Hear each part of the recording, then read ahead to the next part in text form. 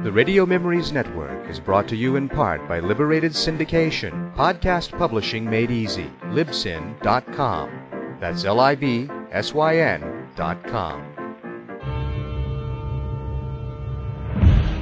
This is the History Channel, Channel 6 of the Radio Memories Network.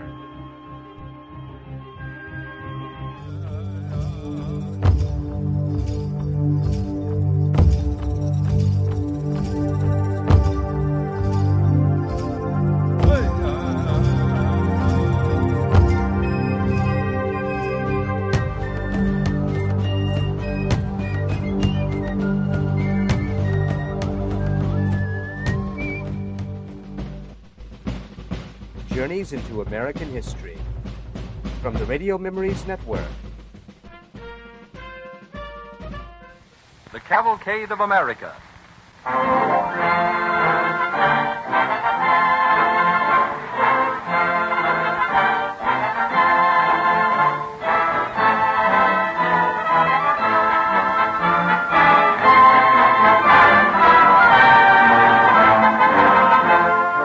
At Thanksgiving time, when our nation and our people reflect on the many things for which we should be thankful, we cannot fail to include thanks for the American spirit of self-reliance, which is so well illustrated by tonight's episodes in the Cavalcade of America, presented by DuPont, one of America's oldest industries.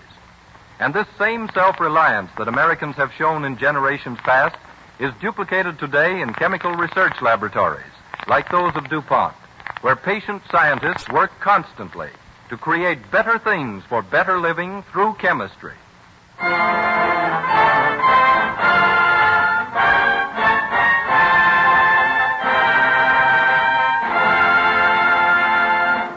The action of this evening's first episode takes place at sea in the year of 1620 on board the Mayflower as it neared the end of its historic voyage to the New World. Our Cavalcade Orchestra sets the stage with excerpts from the overture to Wagner's opera, The Flying Dutchman, in which the composer portrayed the stormy voyage of his legendary hero.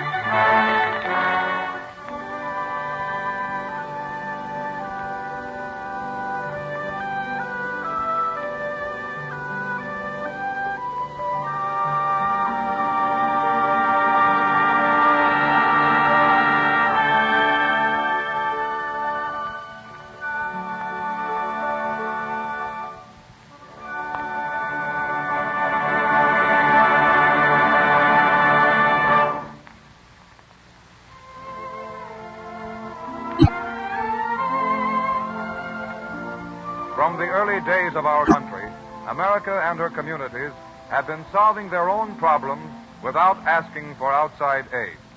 Let us go back to the year 1620. For 65 days, the good ship Mayflower has been buffeted by seas and winds. On board are 102 brave souls seeking a home in the New World. They have planned to land somewhere along the Delaware River, but waves and weather have carried them far off their course. When on November 9th, the Pilgrims finally sight land, it proves to be not the shore they are seeking, but the rock-bound coast of New England. So southward the Mayflower turns, but only for a short time. Let go your foretop. Ease your helm. Captain Jones, what is the meaning of this? We're putting back, Master Carver. Putting back to England? Hardly, sir. To the land we've just sighted, Cape Cod. But our land lies to the south of us. And so do shoals and reefs, Master Brewster. Surely we can skirt about them. I'm taking no chances. I've managed to bring this ship 3,000 miles, and I'm not seeing her go to the bottom within sight of land. Oh, the captain is right. Listen to those breakers. We're putting into the first harbor we find. And there you're landing. Well spoken, Captain. So say I. Let's have done with argument and land. We have no authority to land in New England. Our patent is from the Virginia Company. Patents be hanged. We want to get ashore. But don't you understand? The Virginia Company has no jurisdiction as far north as this. So much the better, Master Brewster. We can do as we please. What say you, Master Carver? It has been a long journey. Our food supplies are low. I like not landing without authority, but it does seem the only thing to do. Who wants authority? Not I. We had our taste of that in England. Freedom, that's what we're after. Liberty. Every man his own master. His master ashore, maybe. Not while you're aboard this ship. I'm the master here. I'm giving orders to put back to Cape Cod. Now, stand by to go about.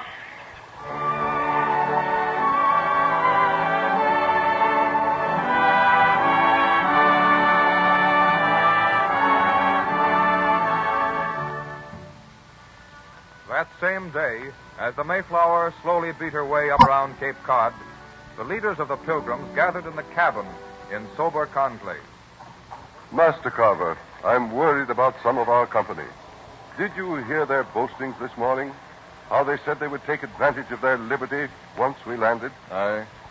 An unruly lot, these London men. Cut from a different pattern from our Leiden folk. Aye, give them a free hand and there'll be naught but trouble in the settlement. Had we only been able to secure a charter from the king, giving us the right to govern ourselves. In a crisis like this, my friends, there's nothing to do but to take matters into our own hands. My army number's only a dozen men, sirs, but we stand ready to enforce order.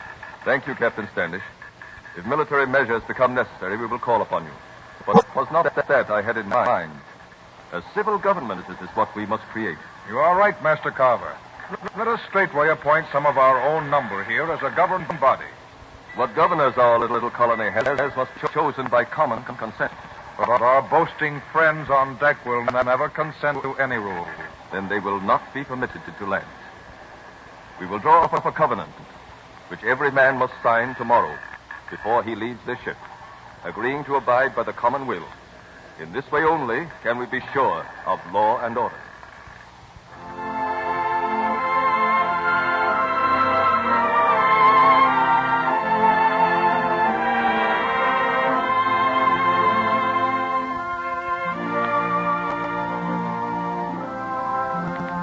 The following day, just before the Mayflower dropped anchor in the lee of Cape Cod, an order went forth for all passengers to assemble in the cabin. The tiny stifling room was packed to overflowing as John Carver rose and addressed them. My friends, we find ourselves for the first time in our lives subject to no law. Nobody to rely upon but ourselves. It is a strange situation for folk who have lived always under an established order. For this reason, we have drawn up a covenant. I will read it to you. Having undertaken for the glory of God and advancement of the Christian faith and honor of our king and countries, a voyage to plant the first colonies in the northern part of Virginia, we do by these presents solemnly and mutually in the presence of God and of one another, covenant and combine ourselves together into a civil body politic for our labor, ordering, and preservation, unto which we promise all due submission and obedience. In witness whereof we have hereunder subscribed our names at Cape Cod, the 11th day of November, in the year of the reign of our sovereign Lord, King James of England, Anno Domini 1620. 41 men we number in our company. 41 signatures, then, are required. What about women? Aye, they're the troublemakers. They should be made to sign. You know full well that females put not their names to documents. The time is short, my friends. Captain Jones is preparing to anchor.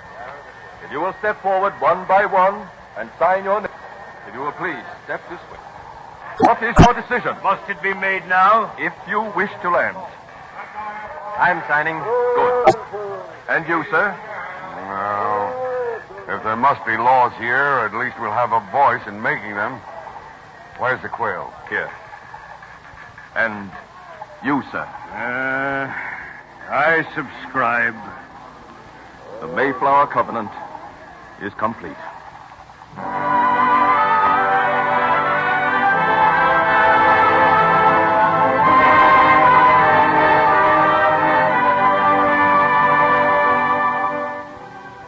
Thus, even before they set foot on soil of America, our forebears displayed the spirit of self-reliance, and as a community, successfully faced the problems that confronted them without seeking outside aid.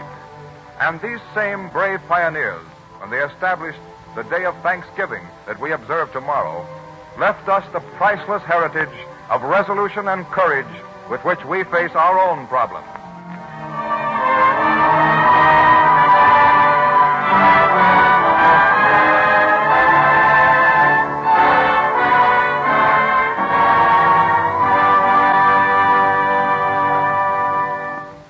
Before we go on to this evening's second episode, our Cavalcade Orchestra will play one of Victor Herbert's loveliest melodies, Indian Summer.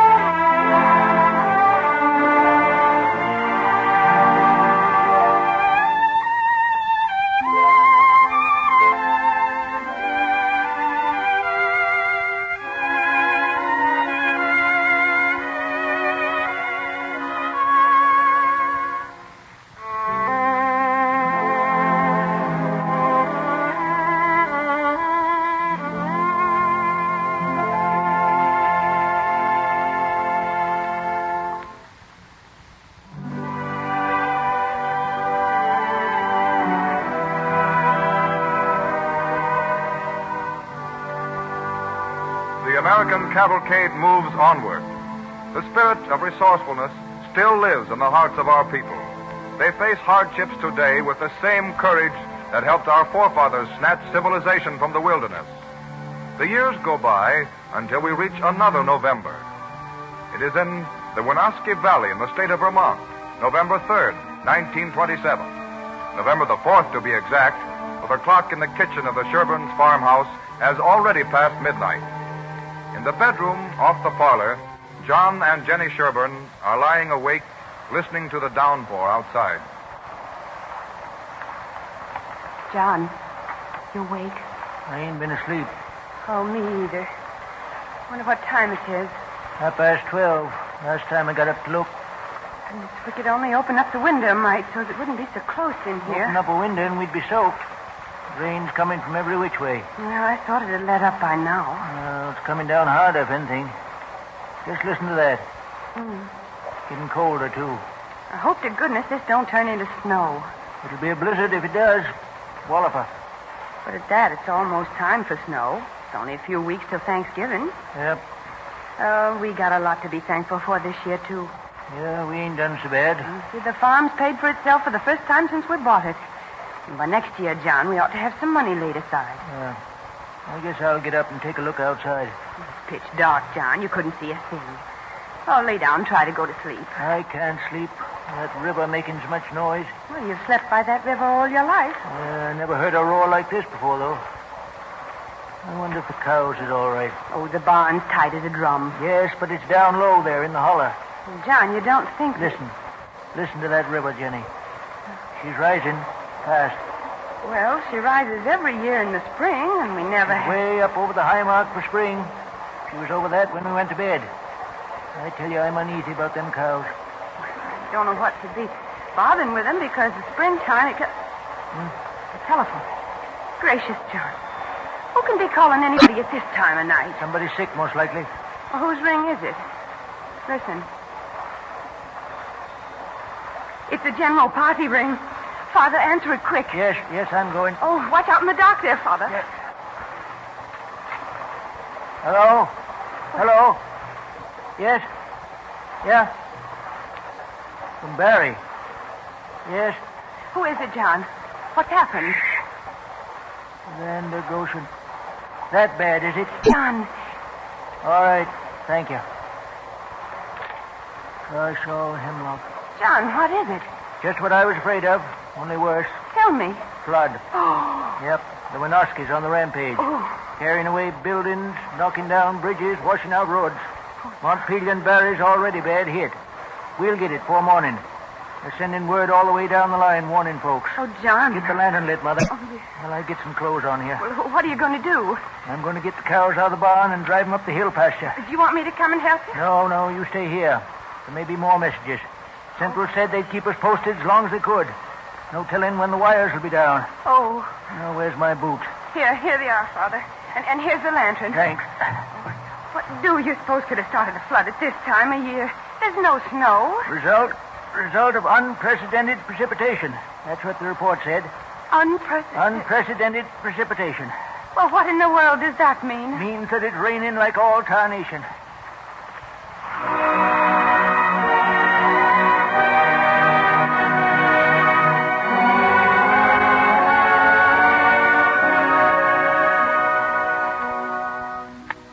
For 2 days, the waters rise with unabated fury. Houses are carried away. Telephone and telegraph wires are down. Roads are swept away by the angry waters. The worst flood in the history of Vermont. The capital, Montpelier, is cut off from the rest of the state. In the city of Rutland, many miles away, the town clerk is receiving all communications. Any further reports, Jim? The entire town of Ludlow has been abandoned. Every last soul's moved out. Town's underwater. Any casualties? We don't know. Hardest thing in the world to get anything definite from any of those sections that are hard hit with wires down, power off and all. How'd you get this much? Just by luck. By radio. What? Some amateur operator down that way. Just happened to pick it up. Good work. Another batch of telegrams addressed to the governor. I'll take them. Mostly offers of help. Everything from airplanes to aspirin. Here's a telegram from Governor Smith in Albany, offering help from the state of New York. Food, clothing. Let me see it. Say, I'd like to get this to Governor Weeks himself if I could. Montpelier's still cut off. Nothing getting through? Not a thing. They're trying foot messengers now. They may be able to make it. We can't wait to forward messages like this by foot. Well, how else will we... Radio. They can still pick up messages in Montpelier by radio. I'll wire Governor Smith and ask him to broadcast his telegram to Governor Weeks. Take this message to Governor Alfred E. Smith, Executive Mansion, Albany, New York.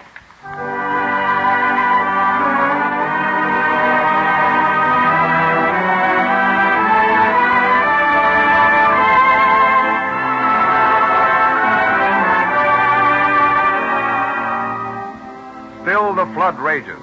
Still the city of Montpelier is cut off from the outside world.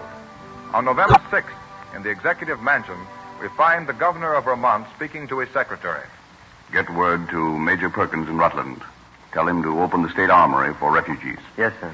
Burlington is rushing food and blankets. Yes, sir. That's all. What about all these messages, sir? Messages? These offers of help from the outside. They're pouring in every hour. Oh, yes, I know. Amazing, the generosity of folks at a time like this. Well, they all want to know what they can do for us, what Vermont needs in the way of help. They're waiting for an answer, sir. I will tell them. I'll issue a statement to the whole country. Yes, sir. Have the following message radioed to all states, cities, organizations, and individuals who have offered help. Yes, sir. Please accept the thanks of the people of Vermont for all the generous offers of sympathy and assistance which have come to us. If we find the situation beyond our control, we shall be glad to call on outside help. Until then, Vermont will do as it has always done and take care of itself.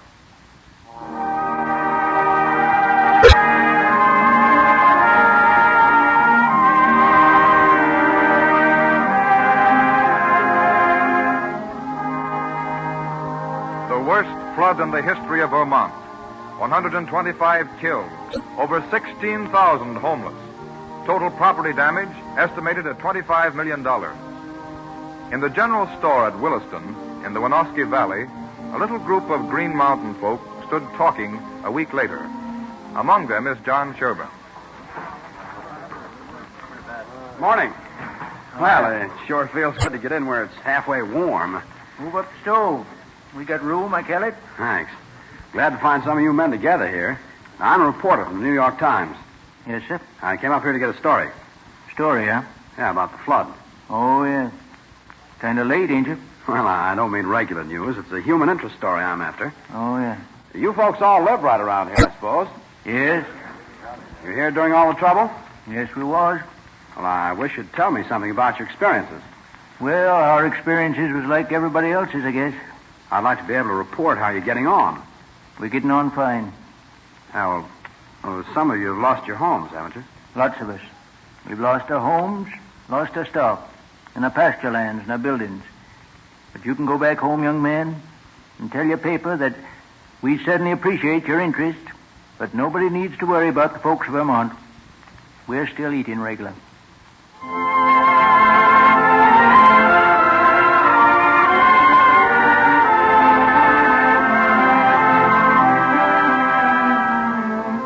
Thursday, November 24th, 1927. All through the devastated regions of Vermont, folks gather for Thanksgiving dinners provided by more fortunate communities. At John Sherburne's farmhouse, a group is assembled around the table. Friends, before we set ourselves down to the turkey and fixings, I'd like to suggest that we pause for just a moment and give thanks to the Lord for our blessings. We got a lot to be thankful for, you know, in spite of what's happened. We've got fine medical care for those that's sick or injured. We've got up-to-date scientific knowledge to help us rebuild and get going again. We've got the assurance of financial backing, those of us that need it. The state of Vermont has worked out all that. And we've got friends all over the country wishing us well. Compared with our forefathers who observed that first Thanksgiving, I'd say that we was mighty well off. Now let's all join together in singing the doxology. All right, Jenny? Praise God.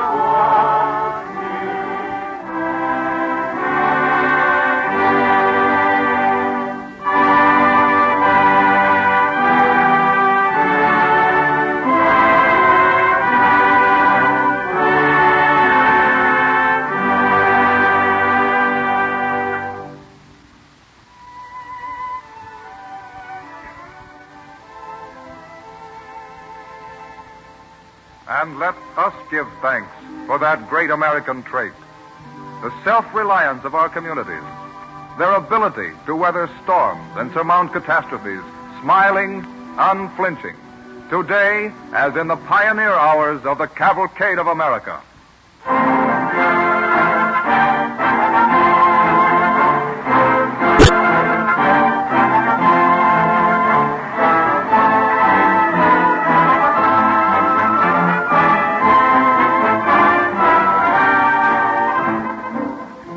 Although Americans are quick to rebuild after disasters, it doesn't take a catastrophe to create the urge for improvement. Whether it's a matter of tearing down an old building and putting up a new and better one, or simply the improvement of machinery and materials, the chemist plays an important part in this rebuilding by creating new and better products. One example is found in the improvement in paints and enamels. For many years, DuPont chemists have devoted intensive research to the creation of better finishing materials. One example of their work is Duco, already familiar to most of you as the outstanding finish for use on automobiles and many articles used in the home. A later development is Dulux, also the result of scientific chemical research. In describing this revolutionary finish, one has to use a curious combination of examples, because Dulux resembles more closely in feel and hardness the qualities of ivory than any other material, and yet at the same time it has an unusual flexibility. Dulux is used on many of the new streamlined trains and on some of our largest ocean liners. This product of chemical research also serves homes throughout America, for millions of refrigerators have been finished in Dulux. When you see how chemical research improves articles used daily, indoors and out, you can readily understand the full meaning of DuPont's phrase, better things for better living, through chemistry.